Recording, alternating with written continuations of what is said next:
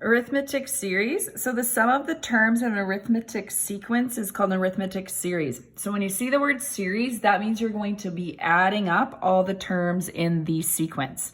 So if it's an arithmetic sequence, we call it an arithmetic series. So there's two formula that we can use to find the sum. The first one is the sum of the nth term is equal to n divided by 2 times the first term plus the last term that you know. So we use this formula when the last term is known. The second formula is combined with this formula here by plugging in that Tn general term formula. So if I take this Tn right here and I plug it into this part of the formula here, it's going to look like this. So n over 2 and term 1 stay the same. But again, instead of writing Tn, I wrote the term Tn formula and put it in here, which allowed me to combine like terms. So term 1 plus term 1 is 2 term 1. And that's where the second formula came from. Now you're going to be able to use a formula sheet, so you're not going to need to derive that, but just so you understand how they came about. So I would use the second formula when I know the common difference. In both formula, I'm going to need the first term and the n in any question to use them. So in example 1, you know the last term here. So we're going to look at this. And so we know this last term is 45.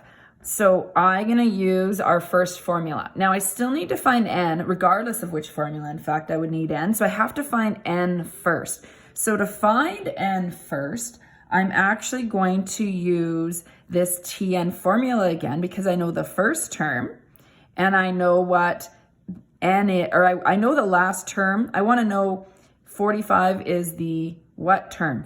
20th term, etc. So we're going to find n first using our general term formula. So we're going to plug 45 in as our last term. Our first term is 1, and we're going to find n, and our common difference, this goes up by 4. 5 minus 1 is 4. So 44, we're going to move the 1 over. So 44 is equal to n minus 1 times 4. Divide off the 4, we get 11 equals n minus 1. So n equals 12.